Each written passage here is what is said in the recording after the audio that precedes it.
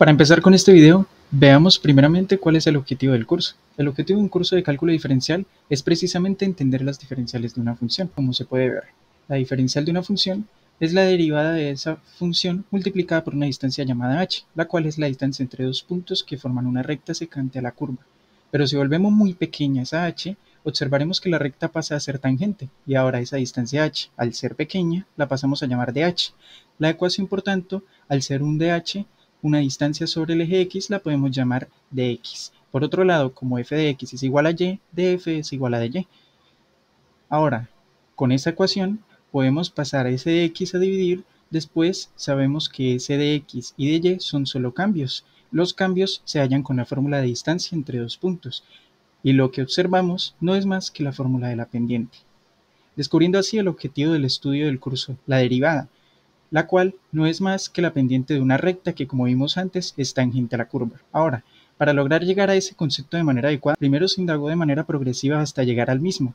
Primero se habló sobre aritmética y álgebra básica, comenzando con propiedades de los exponentes, de los radicales, logaritmos, los tipos de números, los distintos casos de factorización, gimnasia mental con ejercicios como sumas de palabras, las cuales ayudan a fortalecer nuestras capacidades para resolver problemas no mecanizables.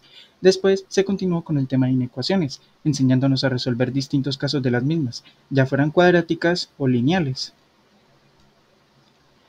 comprobándolas a través de tres métodos, los cuales fueron valores de prueba, por medio de suposiciones de productos o por intersección, además de la presentación de los conjuntos solución a través de nomenclatura de conjuntos, subconjunto o intervalo. Ahora, ya sabiendo esto, se pasa al tema de la recta.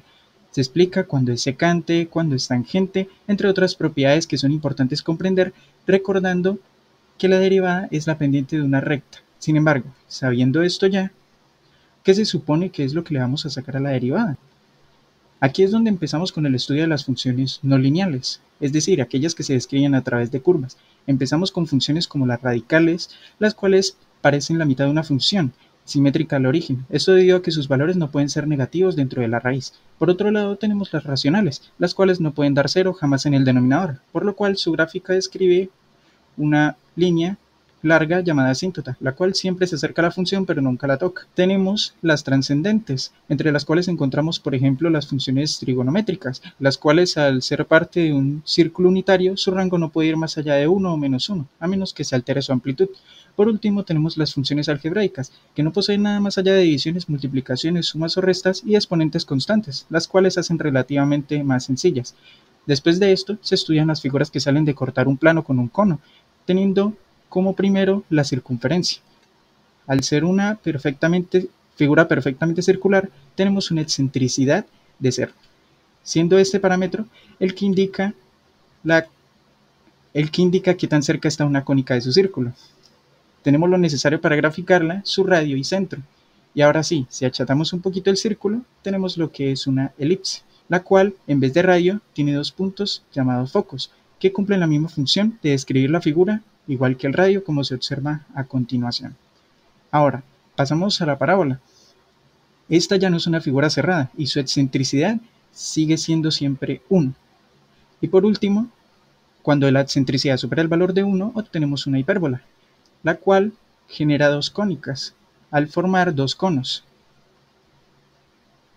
Ahora, ya comprendido este tema, se procede a explicar el tema de límites. Al ser la derivada un límite, es importante conocer cómo funcionan los mismos, que se puede explicar con esta taza de café.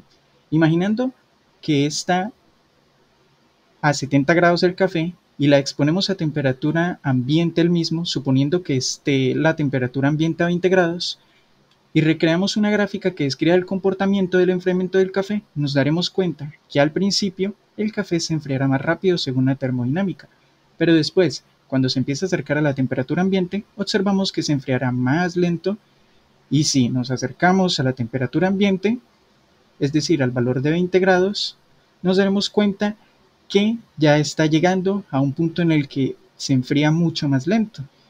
Es decir, nunca va a llegar a tocar el valor de 20 grados, por lo que este es el límite. Después de esta explicación, se nos procede a explicar lo que es la resolución de límites a través de métodos totalmente algebraicos, con artilugios matemáticos como dividir todo entre el mayor exponente en casos de límites que tienden al infinito, conjugadas o casos de factorización. También se nos explica el tema de las asíntotas y el tema de continuidad de una función, la cual es muy importante entender ya que de no ser continua, una función no es derivable. Ahora que sabemos todo lo que necesitábamos saber, ahora sí podremos entrar de lleno al cálculo diferencial con el tema de la derivada, la cual se puede explicar a través de la función de velocidad con respecto al tiempo de un vehículo.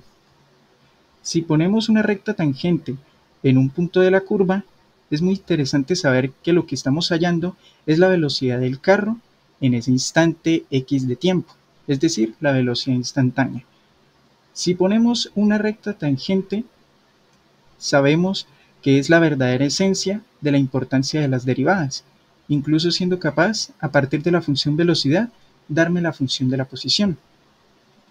A partir de esto, se proceden a explicar las reglas para poder resolver casi cualquier derivada de manera algebraica, como se puede observar a continuación, todas las reglas explicadas durante la clase, con casi todos los tipos de funciones que hemos visto. Por último, imaginemos que la derivada que hemos visto al inicio tiene una pendiente de 0, donde podemos ubicar una recta tangente a la curva totalmente horizontal. Vemos que esto se cumple de manera perfecta en los picos de la función, que se encuentran arriba y abajo, siendo los puntos más altos máximos y los puntos más bajos mínimos, dado así la oportunidad de conocer cuándo un fenómeno se presenta en mayor o menor cantidad, concluyendo así el curso con esta y las demás aplicaciones de la derivada.